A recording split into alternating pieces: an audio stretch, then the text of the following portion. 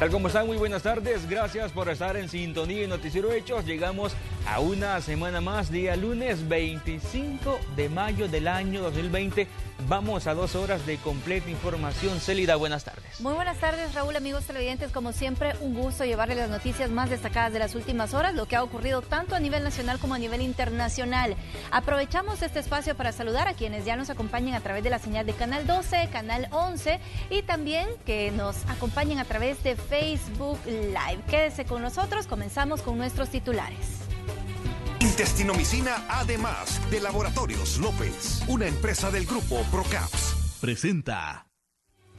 Para llegar a acuerdos y tomar decisiones en conjunto para enfrentar la pandemia del COVID-19, se reunieron representantes del gobierno y la Asamblea Legislativa. Emergencia nacional, cuarentena y reactivación de la economía fueron los puntos abordados. Ya le contamos. Este día inició el programa televisivo Aprendamos en Casa, una iniciativa del Ministerio de Educación para llegar a más alumnos y reforzar los contenidos de las guías ya distribuidas a los estudiantes. La Sala de lo Constitucional emitió una nueva resolución. Ordenó al gobierno reducir el plazo de 14 semanas propuestas para la repatriación de los varados en otros países tras la emergencia por COVID-19. Además, piden ampliar la información de toda la gestión diplomática realizada. 68 nuevos casos de coronavirus se detectaron en las últimas horas, elevando la cifra a 1.983 contagios. 116 de las víctimas están en estado grave o crítico. Además, se reportan 104 pacientes recuperados. América Latina es considerada por la Organización Mundial de la Salud como el nuevo epicentro de la pandemia por COVID-19 ante el incremento de casos. En la región ya se reportan más de 740,000 contagios. Brasil y México son los países más afectados. Intestinomicina, además de Laboratorios López, una empresa del grupo Procaps, presentó. Ya tenemos listos a los equipos de Noticiero Hechos para informarnos de las noticias ocurridas durante las últimas horas. Tenemos a Marcela Rivera, quien nos va a contar en unos minutos cómo a raíz de la pandemia, por ejemplo, payasos también han incursionado en eventos virtuales. Son historias que se están viviendo en el país. También nos estaremos enlazando con el periodista Luis López, quien ha investigado cómo la cuarentena también puede afectar psicológicamente a los niños y a los adolescentes. Más adelante vamos a conocer los detalles. Y vamos de inmediato con información en desarrollo con el periodista Igmar Batres, quien nos detalla desde la sala de redacción sobre la reunión entre representantes del gobierno y también diputados de la Asamblea Legislativa para llegar a un acuerdo para enfrentar la pandemia del COVID-19. Recordemos que la Sala de lo Constitucional dio hasta el 29 de mayo en una nueva resolución al decreto de emergencia para que el gobierno y los diputados se pongan de acuerdo. Este día se han reunido en la Asamblea. Igmar, te escuchamos. Buenas tardes, compañeros, y también a los televidentes. Así es, esto indica que en estos próximos días, antes del 29, tanto el gobierno como la Asamblea Legislativa se tendrán que poner de acuerdo para emitir una nueva ley de emergencia, también cómo se va a regular la cuarentena y cuáles van a ser los pasos para la reactivación económica. Ernesto Castro, Conan Castro, Francisco Alaví, la ministra de Economía y la ministra de Turismo fueron los representantes del gobierno, claro, también acompañado de asesores jurídicos. Se reunieron con la Comisión Política para detallar y ponerse pues de acuerdo para emitir este nuevo marco legal. ¿Cómo se va a llamar? Escuchemos a continuación a Mario Ponce y también algunas exigencias que hacían el Partido Arena y el Partido FMLN. Victoria para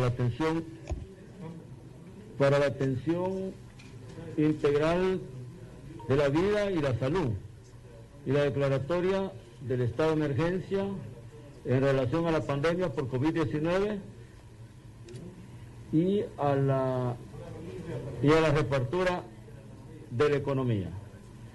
Eso tiene de alguna manera el aval del Ejecutivo y tiene el aval de la mayoría. Estoy hablando de la mayoría, no estoy diciendo de todos. El marco normativo que nosotros estamos discutiendo va a regular la emergencia sobre la base de lo que aquí aprobemos, no sobre la base de otros mecanismos. Si eso fuera así, yo me haría una pregunta. ¿Por qué el señor ministro de Salud ha dictado todos los decretos ejecutivos con su firma y no el director de Protección Civil, como lo dice la ley de Protección Civil? Entonces, no tomemos solo lo que nos beneficia y obviemos lo que no nos beneficia. Nosotros estamos claritos que que existe una emergencia, partamos de ahí. No podemos obviar el tema. Hay una emergencia en el país, pero esa emergencia va a estar regulada por lo que aquí aprobemos, no por otra cosa. Y aquí, por eso estamos aquí, precisamente para decir qué es lo que va y qué no va. Acompañamos el tema de declaratoria de estado de emergencia, nada más. En el resto, estamos totalmente de acuerdo en el nombre de la ley, porque cuando hay una declaratoria de estado de emergencia, colegas, el gobierno está autorizado para la utilización del Fondo de Protección Civil, Prevención y Mitigación de Desastres, FOPROMIR, de conformidad al artículo 6 de su ley, y que no se aplicará lo establecido en la Ley de Adquisiciones y Contrataciones de la Administración Pública respecto de las adquisiciones de bienes y servicios que... Bueno, era parte de las declaraciones en medio de este encuentro entre los políticos y los representantes. Tampoco no podemos dejar cabos sueltos, pues, porque son importantes las decisiones que se están tomando en esta mesa en conjunto. Entonces, de acuerdo a lo que decía el doctor Portillo Cuadra, y para aclararlo, pues tal vez no era la intención de él decirlo, pero también tengo que yo decir de parte de nosotros cuál es nuestra visión. Y nosotros no estamos aquí para venir a discutir, levantan la mano ustedes y hacen mayoría y eso es lo que va a quedar. Un tema en específico. Nos remitamos a él, todos dijeron estar de acuerdo con el tema de la ley, mas todos también le agregaron todo lo que quisieron. Yo de verdad quiero usar lo menos posible el micrófono, pero si no pasamos de esto, porque ya nos metimos en el fondo de la ley, no estamos realmente trabajando en el tema. Entonces se vuelve una situación, porque aquí yo tengo algo que contestarle a él, y a cada uno de los que han tocado yo le puedo contestar, pero así no vamos a llegar muy lejos. Bien, eran declaraciones de parte del equipo jurídico de Casa Presidencial, así que estas reuniones no solo va a continuar ahora por la tarde y podría extenderse durante toda la semana. Recordemos que el jueves hay sesión plenaria y si no se aprueba ahí, todavía tienen el viernes, que es 29, que es el plazo que dio la Sala de lo Constitucional para que se pueda emitir un nuevo marco legal que regule precisamente esos tres aspectos: la cuarentena, la emergencia nacional y también la reapertura de los sectores económicos. Compañeros. Ingmar, de acuerdo al debate que se ha generado esta mañana y la información que sale desde esta comisión política, a esta hora de la tarde, la 1:10, han llegado hasta el artículo número 4. Están en receso y el proyecto de propuesta, por ejemplo, del gobierno es de 52 artículos y la que tiene la Asamblea Legislativa es de 39. Así como avanza la discusión, todo esto dependerá de los acercamientos y los acuerdos que se den en las próximas horas, y también entiendo que está en receso a esta hora la comisión, Ingmar. Y también va a depender de las coincidencias que tengan ambos marcos que han propuesto tanto la Asamblea Legislativa como el Ejecutivo. Si se encuentra en receso, y el siguiente punto a discutir será la definición de un nexo epidemiológico. Así que estas reuniones van, como decimos, van para largo, y al final de esta semana ya podríamos tener un acuerdo para que se emita pues una nueva ley de emergencia. Sin duda le daremos seguimiento a este tema, Ingmar, durante toda la semana y este día también para conocer cuál es el acuerdo que alcanzan ambos órganos de Estado. Gracias, Ingmar, por tu informe. Buenas tardes, claro que estaremos pendientes de estas reuniones. Buenas tardes. Vamos a revisar en este momento la página oficial y vamos a observar en este caso cómo han ido incrementando los casos. Estos son datos ya actualizados por las autoridades. Confirmados son 1.983 casos, de los cuales 698 personas afortunadamente se han recuperado, pero pues hay 1.250 que todavía están activas y bajo observación. Hay 35 personas que lamentablemente han perdido la vida desde que inició esta pandemia y desde que se confirmó el primer caso acá en el territorio salvadoreño.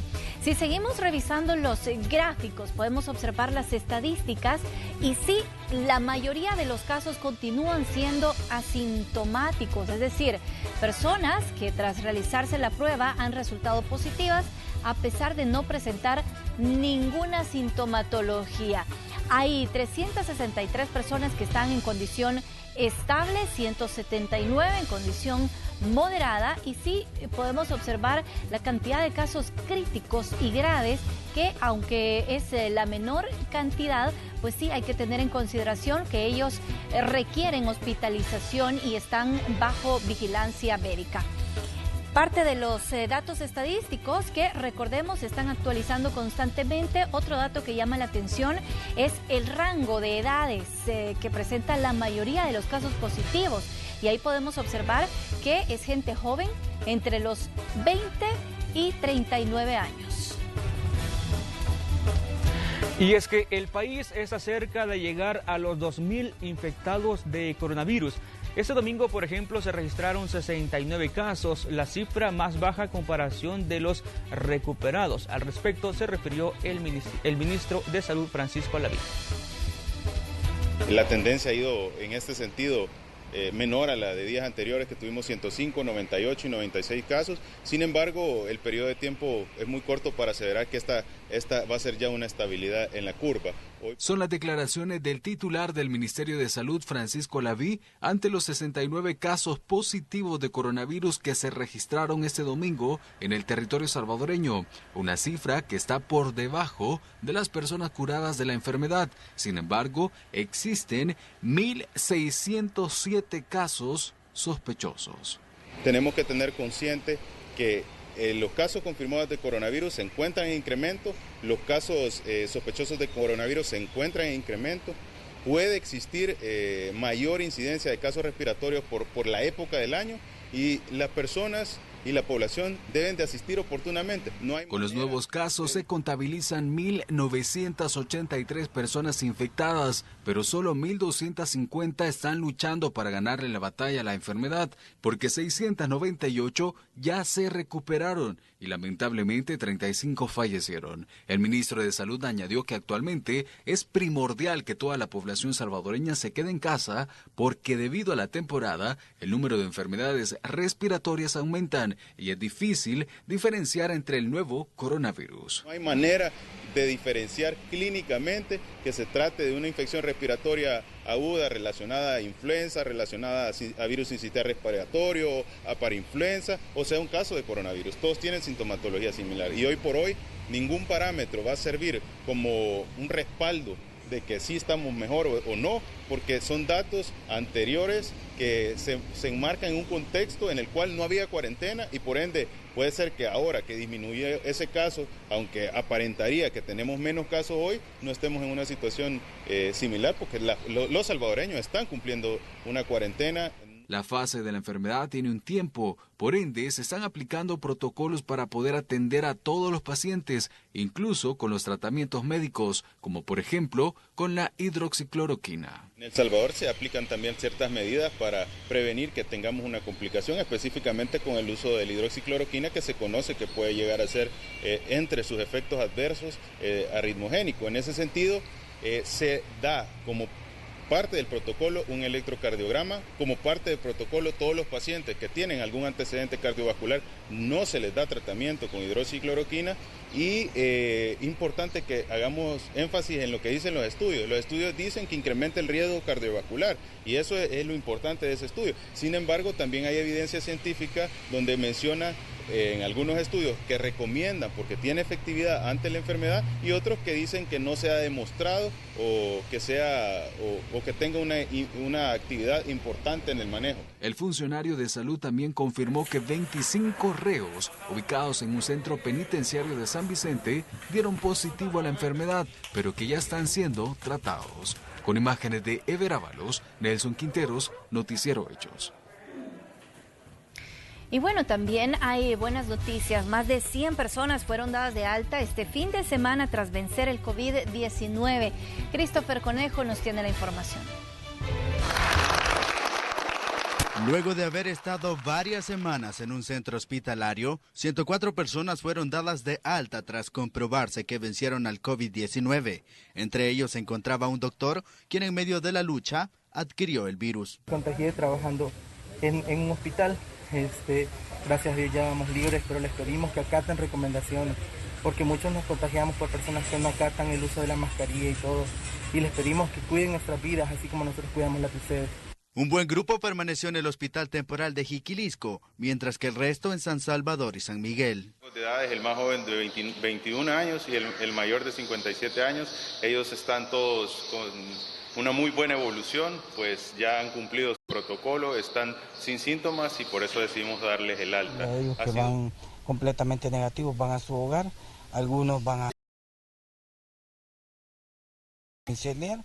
Es la primera vez desde el inicio de la pandemia que el número de recuperados supera el número de contagios, situación que da esperanza, según el titular de salud. Porque eso nos va a limitar la cantidad de víctimas y de salvadoreños que se ven afectados por esta enfermedad y sobre todo a que los lineamientos técnicos de manejo de los pacientes en nuestro territorio se están realizando de una adecuada manera. La noticia también fue aplaudida por el presidente Nayib Bukele en su cuenta de Twitter. Por primera vez hay más personas curadas que nuevos contagios. Por primera vez en esta pandemia el número de casos activos bajó. No es poca cosa. Tampoco nos confiemos a respetar la cuarentena. Christopher Cornejo, Noticiero Hechos. Y en más información de las últimas horas, América Latina se ha convertido en el foco de la pandemia del COVID-19, esto debido al alza de los casos que se reportan en Brasil, Perú, Chile y México, entre otros países.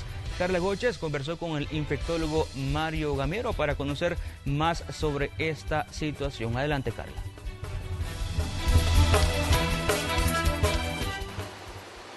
Buenas tardes, tenemos información sobre los datos que ha actualizado la Organización Mundial de la Salud y es que se concentra el 51% de los casos activos de COVID-19 en América Latina, siendo el principal foco de infección Brasil debido a los casos que se reportaron el día viernes. Se fueron 20.000 nuevos casos de la enfermedad y el día sábado 16.000 casos. Pero ¿qué podría estar ocasionando el alza de las cifras de contagios en la región? Nos lo explica el experto en este tema, el infectólogo Mario Gamero. Sí, esto no se debe a ningún factor físico ni otro más habido, ¿verdad? Sino que esto se debe probablemente a que estos países en los cuales aumentó la cantidad de casos, ellos continuaron recibiendo turistas de todas partes del mundo. Las medidas probablemente fueron muy tardías, como se ha notado en algunos países en los cuales incluso hasta estos países han incitado a que la gente salga a reunirse, a abrazar a las otras personas, dadas por personajes muy importantes políticos en cada país, en donde las recomendaciones eran casi contrarias a lo que realmente se hubiera hecho en un inicio. Como le menciono, a veces en determinados países, como usted ha visto a nivel mundial, se ha visto a nivel mundial, también hay un factor importante y es que el virus muta. Y esta mutación puede ser que sea en determinadas personas muy voraz, muy agresiva. De tal manera pues que el virus ataca a las poblaciones de una manera indiscriminada y grave. Estas son solo algunas de las razones por las cuales la cifra de contagios ha incrementado en los últimos 14 días en la región. Garantizarán recursos a los sectores económicos, pero si la Asamblea no hace un esfuerzo por aprobar las asignaciones presupuestarias que ya están y que existen 1.000 millones ya puestos en la Asamblea, de los cuales los recursos del Fondo Monetario ya solo le falta la última vuelta, que es la asignación presupuestaria, no va a haber recursos para poder garantizar el presupuesto público del mes de junio. Y seguimos con temas económicos porque el gobierno capitalino iniciará las conversaciones para una reactivación económica en San Salvador. Los primeros en conversar con las autoridades de la comuna serán los trabajadores informales que se han visto afectados por la pandemia del coronavirus. Estimado que las actividades económicas principales en la capital estamos ya haciendo un plan, platicando con diferentes sectores y con personas altamente capacitadas en esto para poder, pues al final darle un insumo más, porque estamos conscientes que hay que proteger la salud, pero también tenemos que, como dice nuestro alcalde, también tenemos que defender empleos. Vamos a poder regresar a como era antes. De esas moloteras que se hacían en el centro de San Salvador, no van a poder ser posibles, al menos que queramos una explosión de los casos de COVID-19 y que cobraría pues la vida de miles de personas. Por cierto, comerciantes del Mercado Central de San Salvador se mantienen a un costado del Boulevard Venezuela con sus productos para tratar de venderlos, ya que debido al cordón sanitario que mantienen las autoridades municipales, no han podido hacerlo al interior. Los vendedores aseguran que es incierto su futuro porque no saben cuándo se levantará la medida de seguridad sanitaria.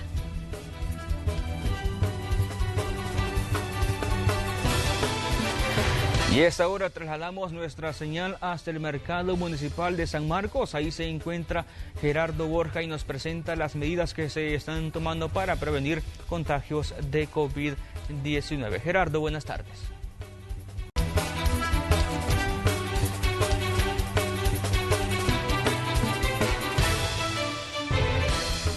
Gracias por continuar informándose con nosotros. A partir de este lunes, el Ministerio de Educación ha dado luz verde a la franja educativa de televisión y radio. Alumnos de los diferentes niveles educativos recibirán los contenidos mediante esta nueva modalidad. Visitamos el hogar de María de los Ángeles García. Sus gemelas y su sobrina recibirán por primera vez una clase a través de la televisión. Esta nueva modalidad será de ayuda para que sus hijas y sobrina comprendan mejor los contenidos. Coloco los números verticalmente, escribo el 21, el 1 en la posición de las unidades. En su casa no existe una computadora para recibir o enviar los contenidos de las clases de tercer y quinto grado, lo que ha sido una barrera en la educación de las niñas durante los últimos meses. Nosotros no tenemos computadora y entonces los tocaba andar molestando al vecino o a alguien, amigos, que tuvieran para que los pudieran sacar las copias, para que ellas pudieran hacer los trabajos. Sí, ahora se siente mejor porque así ellas van a entender. Asimilar las clases sin una explicación del docente es complicado para Stephanie. La materia que más se le dificulta es matemáticas. Ahora con las teleclases será menos complejo. A veces en matemáticas que siento que se me complican algo las clases. Y ahora que ya viste cómo está la modalidad de los videos que ponen en Canal 10, ¿cómo sentís vos la diferencia? Pues siento que me van a explicar y le voy a entender más a las clases. La señal de Canal 10 es la designada por el gobierno para potenciar el proceso de aprendizaje de los alumnos del sistema público. El objetivo es llegar a la mayor cantidad posible de estudiantes mediante los medios de comunicación. Entonces, la teleclase es un método que va intercalado y combinado con los otros métodos que están disponibles en este momento en Canal 10. Sí, se van a combinar las teleclases con programas de entretenimiento. ¿Por qué le llamamos así? Porque son programas que al mismo tiempo que educan, permiten que el niño se entretenga. Aunque la televisión es masiva, quienes no puedan acceder a ella continuarán recibiendo las guías de trabajo impresas. Para aquellos alumnos que no va a poder ver la televisión, que no tiene acceso a internet, nosotros continuaremos entregando guías impresas. Este nuevo recurso que se ha implementado se mantendrá de forma indefinida hasta que sea seguro que los docentes y alumnos vuelvan a las clases. De momento, el Ministerio de Educación ya está preparando un protocolo de regreso a las aulas, aunque no se puede especificar una fecha determinada para el retorno de las actividades. Con imágenes de Juan Castellanos, Tatiana Funes, Noticiero Hechos. Y vamos a conocer a continuación de manera detallada los horarios de la franja educativa que iniciaron este día lunes 25 de mayo, el cual es el siguiente. A las 7 de la mañana es para primera infancia, mientras que de 8 a 9:30 de la mañana para primero, segundo y tercer grado. Asimismo, de 9:30 a 11 de la mañana será para cuarto, quinto y sexto grado. Y de 11 de la mañana a 1:30 de la tarde es para séptimo, octavo y noveno grado. Mientras que el horario de la tarde de 1:30 a 3:30 es para primero y segundo año de bachillerato. Esto es por Canal 10, pero también las transmiten en las cuentas oficiales de redes sociales, siempre del canal estatal. Y para continuar con las clases en línea, el Ministerio de Educación necesita al menos $100 millones para la compra de tecnología. Así lo expresó la ministra de Educación, Carla de Varela, además de una importante inversión para compra de implementos para desinfectar a las escuelas previo al inicio de las actividades escolares.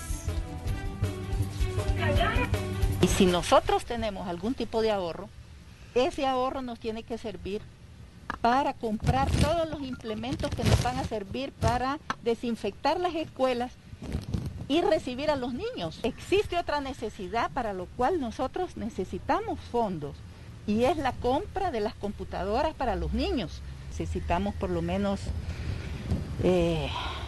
unos $100 millones. Vamos con información relacionada porque los niños y adolescentes son sectores de la población que también están resintiendo los efectos de la cuarentena domiciliaria en su salud mental. El periodista Luis Alberto López nos informa sobre el impacto que algunas madres y especialistas han percibido en este periodo de emergencia de la pandemia por coronavirus. Adelante, Luis. Así es, muy buenas tardes. Informarles que hoy hablamos con una especialista, con una psiquiatra infantil. Así también hicimos un sondeo con algunas madres de familia para conocer cómo evalúan o cómo perciben la salud mental de los niños en este periodo de cuarentena domiciliaria en el marco de la pandemia del nuevo coronavirus. Estas fueron sus declaraciones. Sí, están como más hiperactivos. Yo creo que el encierro los desespera. Los desespera como están acostumbrados a andar afuera, a salir, y hoy estar encerraditos un poquito se ponen más inquietos. Se distrae, pero sí se le ve un poco de tristeza un poquito porque no va a jugar con sus amiguitos, ¿verdad? Y en realidad tiene razón, va, porque como joven va a jugar ahí con la pelota, pero sí se ve un poco, pero nada más. Y ahí él come y juega ahí con su perrito que tiene. Son diversas: ansiedad, depresión, irritabilidad, mayor frustración, miedo, querer estar cerca de mamá todo el tiempo. Son diversas manifestaciones que podemos tener.